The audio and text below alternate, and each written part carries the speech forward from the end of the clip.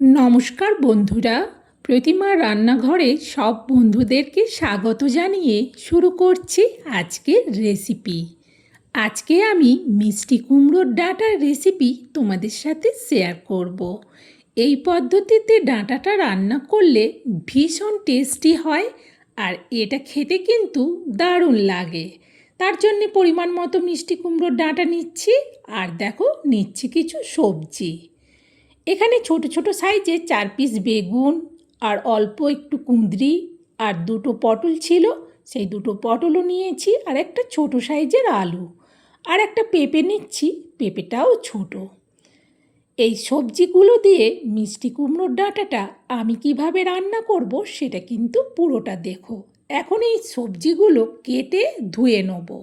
দেখো সবজিগুলো কাটার পরেও আমি ধুয়ে নিয়ে এভাবে আলাদা আলাদা রেখেছি। বেগুনগুলো যেহেতু ছোট তাই একটা বেগুনকে হাফ করে নিয়েছি আর একটা পটলকে 4 ভাগে ভাগ করে নিয়েছি। আর পেঁপেটাকেও ঠিক সেই মতো সরু সরু কেটেছি। আর যেই কুঁদরিগুলো বড় ছিল সেগুলোকে হাফ করে দিয়েছি, আর যেগুলো ছোট কুঁদরি ছিল সেগুলো গোটাই আছে। আর আলুটাকেও মিডিয়ামভাবে কেটেছি। আর মিষ্টি কুমড়োর ডাঁটা শাক সব কাটার পর এইভাবে ধুয়ে কিন্তু আলাদা রাখতে হবে।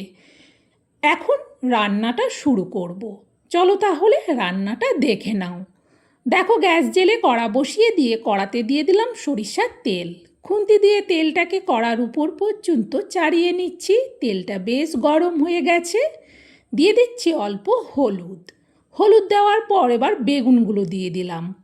এবার খুন্তি দিয়ে বেগুনগুলোকে উল্টে পাল্টে নাড়াতে থাকবো। ভালো করে বেগুনগুলোকে ভেজে নেব। অনেকেই মিষ্টি কুমড়োর ডাঁটা খেতে চায় না, কিন্তু এইভাবে রান্না করলে সত্যিই বলছি ভীষণ টেস্টি হয়। দেখো বেগুনগুলোর সব দিক কিন্তু ভাজা হয়ে গেছে, সেই জন্য বেগুনগুলো তুলে নিচ্ছি। এবার এতে দিয়ে দেবো পটলগুলো। সব পটলগুলো একেবারেই দিয়ে দিলাম। এবার খুন্তি দিয়ে পটলগুলোকে উল্টে পাল্টে ভাজতে থাকবো। সব সবজিকে একসঙ্গে ভাজলে কিন্তু তখন কোনোটা ভালো ভাজা হবে, কোনোটা ভালো ভাজা হবে না। এই জন্যে একটু আলাদা আলাদা করে ভেজে নিতে হবে। দেখো খুন্তি দিয়ে আমি ভালো করে পটলগুলোকে উল্টে পাল্টে দিলাম। পটলগুলো কিন্তু সুন্দরভাবে ভাজা হয়ে গেছে। এবার পটলগুলোকে তুলে নিচ্ছি। এবার দিয়ে দিচ্ছি আলু। আলুগুলো দেওয়ার পর আবারও খুন্তি দিয়ে উল্টে পাল্টে আলুগুলোকে একটুক্ষণ নাড়ালাম। এবার দিয়ে দিচ্ছি কুঁদরিগুলো। কুঁদরিগুলো দেওয়ার পর আবারও আলু আর কুঁদরিকে নাড়াতে থাকবো। আর গ্যাসটা কিন্তু এখন মিডিয়ামে রেখেছি। মিডিয়ামে রেখে ভালো করে আলু আর কুঁদরিটাকে ভেজে নিচ্ছি। আলু আর কুঁদরি কিন্তু ভালো করে ভাজা হয়ে গেছে। এবার দিয়ে দিচ্ছি পেঁপেগুলো। পেঁপেগুলোকে আর আলাদা করে ভাজবো না, আর পেঁপেকে খুব বেশি ভালো করে ভাজার দরকার নেই। জাস্ট একটু উল্টে পাল্টে এদিক ওদিক লাল কালার হলেই আমি তুলে নেব। আলু কুঁদরি আগেই ভাজা হয়ে গিয়েছিল, পেঁপেটা মোটামুটি ভাজা হয়ে গেছে। তুলে নিচ্ছি সব। সব তোলার পর এই তেলেই এবার দিয়ে দিচ্ছি একটা পেঁয়াজ। মিডিয়াম সাইজের পেঁয়াজকে ছোট ছোট করে কুচি করে দিয়ে দেওয়ার পর খুন্তি দিয়ে এবার পেঁয়াজটাকে একটু ভাজতে থাকবো। 1 মিনিটের মতো পেঁয়াজটা ভাজার পর দিয়ে দিচ্ছি এবার হাফ টমেটো। হাফ টমেটোকেও আমি ছোট ছোট করে লম্বা করে কেটে নিয়েছি। আবারও পেঁয়াজ আর টমেটোকে 1 মিনিটের মতো ভেজে নিলাম। এবারেতে দিচ্ছি লবণ আর দিচ্ছি অল্প একটুখানি চিনি। লবণ চিনি দেওয়ার পর আবারও খুন্তি দিয়ে নাড়াতে থাকবো। লবণটা দিয়ে দিলে টমেটো আর পেঁয়াজটা কিন্তু তাড়াতাড়ি নরম হয়ে যাবে। দিয়ে দিচ্ছি এবার পরিমাণ মতো হলুদ আর দেব পরিমাণ মতো লঙ্কার গুঁড়ো। হলুদ লঙ্কার গুঁড়োটা দেওয়ার পর আবারও খুন্তি দিয়ে মশলাটাকে নাড়াতে থাকবো। এরপর এতে দিয়ে দিচ্ছি মিষ্টি কুমড়োর ডাঁটা। সবটা একেবারে দিলাম না, প্রথমে কিছুটা দিলাম। দেওয়ার পর খুন্তি দিয়ে আগে একটু ভালো করে নেড়ে নিচ্ছি। এরপর পুরো যতটা ছিল সবটাই দিয়ে দিলাম। এবার ভালো করে মিষ্টি কুমড়োর ডাঁটাটাকে মিশাতে থাকবো পেঁয়াজ আর হলুদ লঙ্কা টমেটোর সাথে। আর যেহেতু লবণ দেওয়া আছে, মিষ্টি কুমড়োর ডাঁটা কিন্তু তাড়াতাড়ি কমে যাবে। ভালো করে মেশানোর পর এতে একটা জল জল ভাব হয়েছে। সেই জলটা যতক্ষণ না শুকাচ্ছে ততক্ষণ এটাকে নাড়ালাম। এখন এতে দিয়ে দেবো পরিমাণ মতো জল। মিষ্টি কুমড়োর ডাঁটাটা কিন্তু একটু শক্ত হয়, সেদ্ধ হতে সময় নেয়, সেই জন্য ছোটো বাটি ভর্তি করে 2 বাটি জল দেওয়ার পর খুন্তি দিয়ে নাড়িয়ে দেখে নিয়ে এটা ঢেকে দিচ্ছি। গ্যাসটা বাড়িয়ে দিলাম।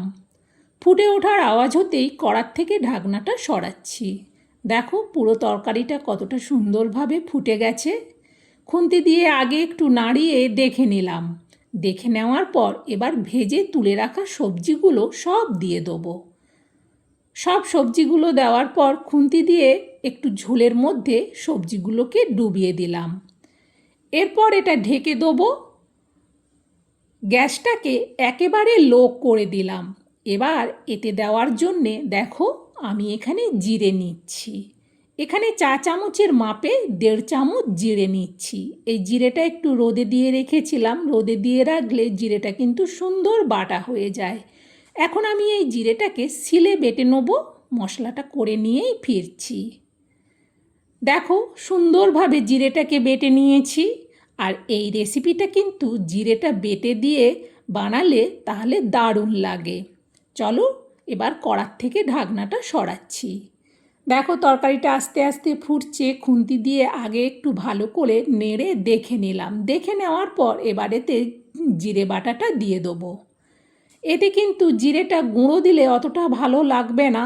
তবে কারো যদি জিরে বাটতে সমস্যা থাকে তাহলে গুঁড়ো দিয়েও বানাতে পারো। তবে শিলে বেটে এই জিরেটা দিলে বেশি টেস্টি হয়। জিরেটা দেওয়ার পর খুন্তি দিয়ে সাইজ করে ঢেকে দিলাম। গ্যাসটা কমিয়ে দিয়েছিলাম। প্রায় মিনিট 2-1 মতো বাদেই আমি ঢাকনাটা সরালাম। একটু খুন্তি দিয়ে ভালো করে নাড়িয়ে দেখে নিচ্ছি। সব সবজি কিন্তু সুন্দরভাবে সেদ্ধ হয়ে গেছে। বিশেষ করে মিষ্টি কুমড়োর ডাঁটা সুন্দরভাবে সেদ্ধ হয়ে গেছে। আর একটু এইভাবে ঝোল ঝোল রাখবো, ভাতে মেখে খেতে সুবিধে হবে। এবার এটা নাবিয়ে নিচ্ছি। যেহেতু তরকারিটা অনেকটা, সেই জন্য একটা বড় স্টিলের জায়গার মধ্যে ঢেলে নিচ্ছি। মিষ্টি কুমড়োর ডাঁটা আর শাকটা একটু কাঁটা কাঁটা ভাব হয় বলে অনেকেই খেতে চায় না। কিন্তু একবার আমার দেখানো এই পদ্ধতিতে রান্না করে দেখো, আবারও বানিয়ে খাবে। সত্যিই এটা ভীষণ টেস্টি হয় এই পদ্ধতিতে বানালে। আমার এই রেসিপিটা তোমাদের কেমন লাগলো সেটা কমেন্টে জানিও। ভালো লাগলে একটা লাইক দিও। তোমাদের একটা লাইক রেসিপি শেয়ার করার উৎসাহ আমার অনেক বাড়িয়ে দেবে। আর তোমরাও এটা শেয়ার করে দিও, যাতে এইভাবে মিষ্টি কুমড়োর ডাঁটাটা বাড়িতে সবাই রান্না করে নিতে পারে। আবার পরের রেসিপিতে দেখা হবে। আজকের মতো বিদায় বন্ধুরা।